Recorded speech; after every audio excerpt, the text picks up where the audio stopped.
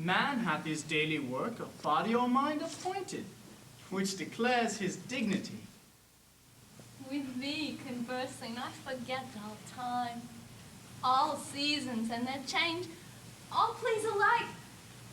Sweet is the breath of morn, her rising sweet with charm of earliest bird.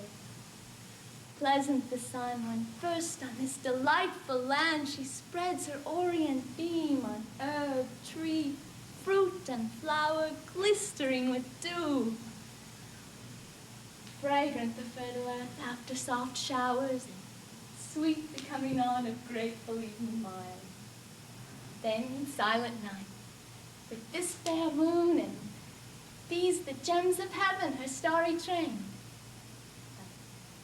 neither breath of morn when she ascends with charm of earliest birds, nor rising sun on this delightful land, nor grateful evening mild, nor silent night with this her solemn bird, nor walk by moon or glittering starlight without thee is sweet. Sight hateful, sight tormenting. Thus these two, imparadised in one another's arms, the happier Eden, shall enjoy their fill of bliss on bliss, while I to hell am thrust, where neither joy nor love, but fierce desire, among our other torments not the least, still unfulfilled with pain of longing pines. Why sleepst thou, Eve? Now is the pleasant time, the cool, the silent, save where silence yields to the night warbling bird, that now awake tunes sweetest his love-labored song. Now reigns full orbed the moon, that with more pleasing light shadowy sets off the face of things. In vain if none regard. Heaven waits with all his eyes, whom to behold but thee, nature's desire, in whose sight all things joy, with ravishment attracted by thy beauty still to gaze.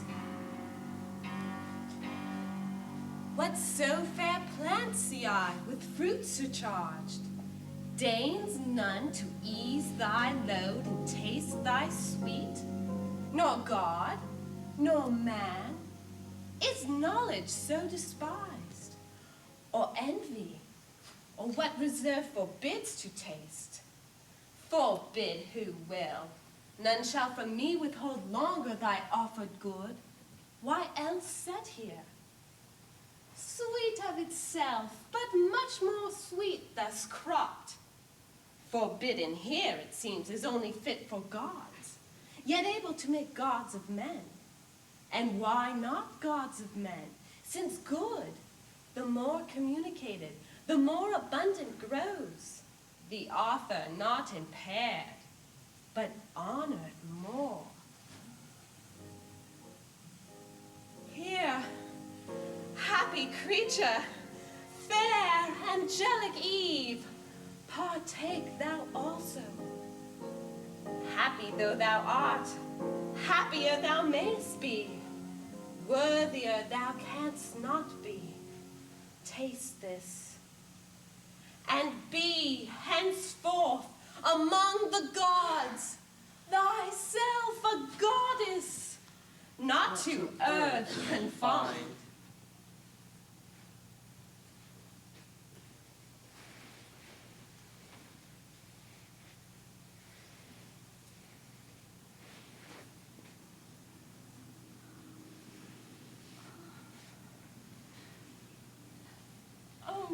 Soul in whom my thoughts find oft repose, my glory, my perfection.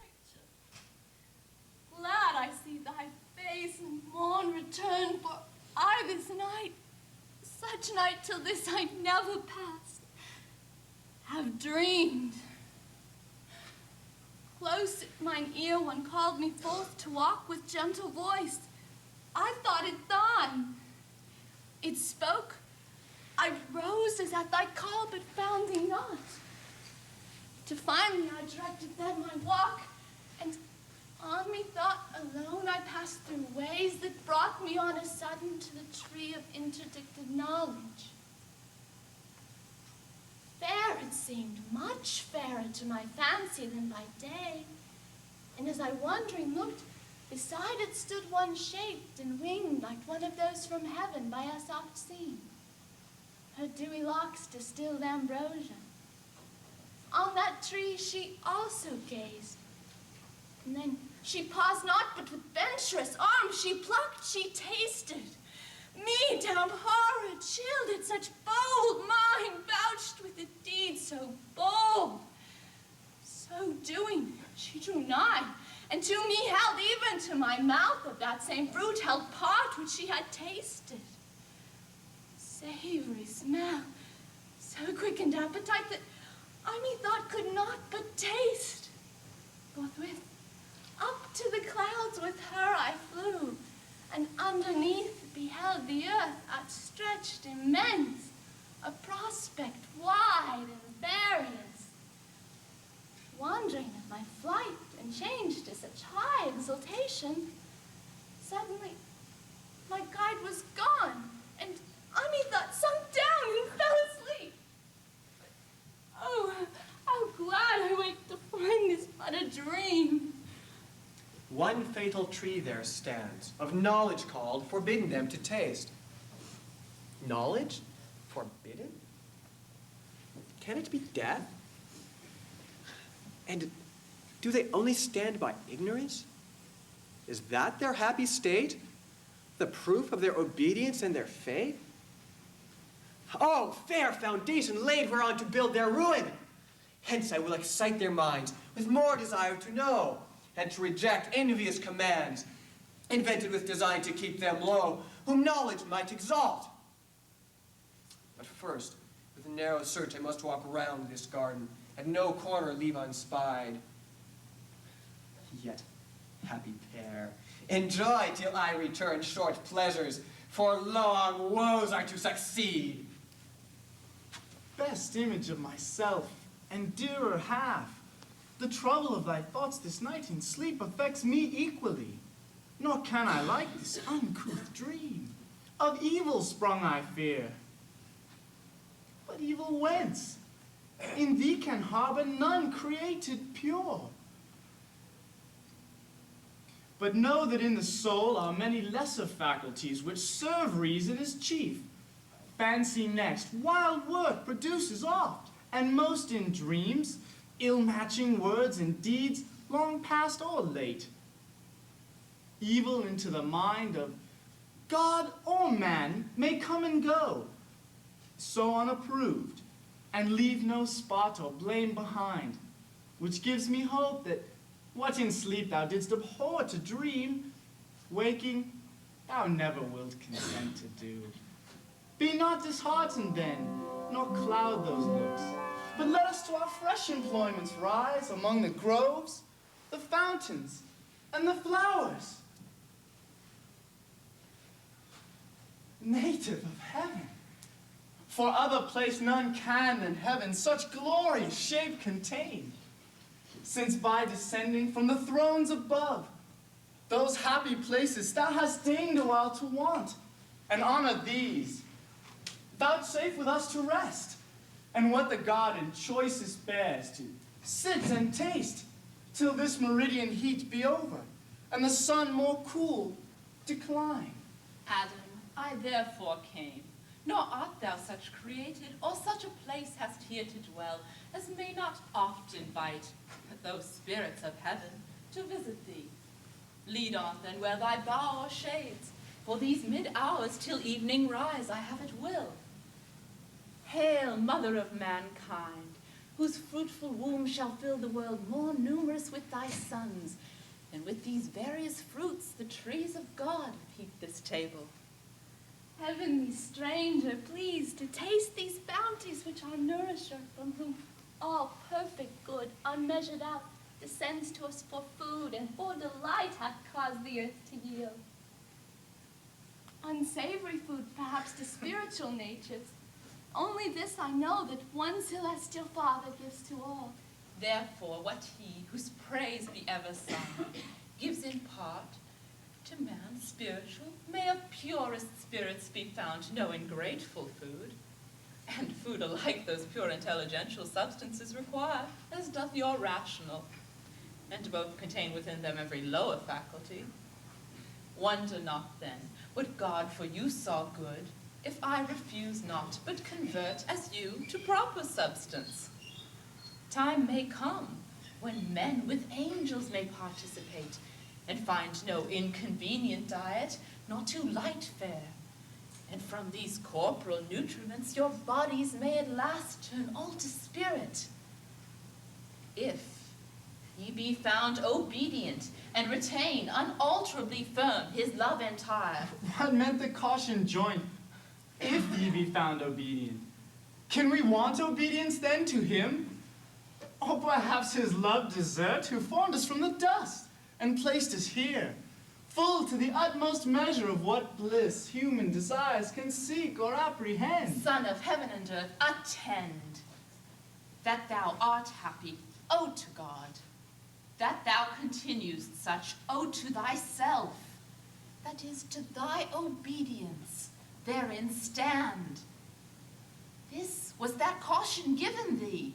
Be advised, God made thee perfect, not immutable, and good he made thee, but to persevere he left it in thy power. Ordained thy will by nature free, not overruled by fate. Can hearts not free be tried, whether they serve willing or no? Who will but what they must by destiny, and can no other choose? Myself, and all the angelic hosts that stand in sight of God enthroned, our happy state hold, as you yours, what our obedience holds, on other surety none. Freely we serve because we freely love, as in our will to love or not. In this we stand or fall. And some have fallen, to disobedience fallen, and so from heaven to deepest hell. Oh, fall from what high state of bliss into what woe. Great things, and full of wonder in our ears, thou hast revealed, divine interpreter, sent down from the Imperium to forewarn us timely of what might else had been our loss, unknown, which human thought could not reach of what we are. But since thou hast vouchsafed gently to impart things above earthly thought, which as yet concerned our knowing as the highest wisdom seemed, deign to descend now lower, and relate what may no less perhaps avail us known.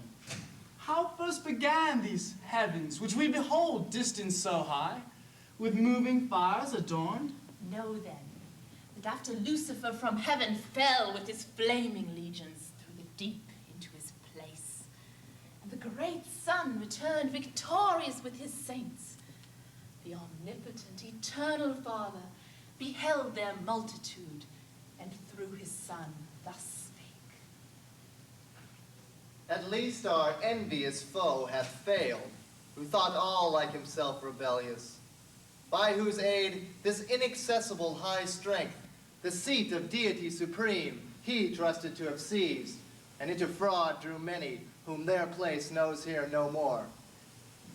But lest his heart exalt him in the harm already done, to have dispeopled heaven, my damage fondly deemed, I can repair that detriment, and in a moment will create another world, out of one man a race of men innumerable there to dwell.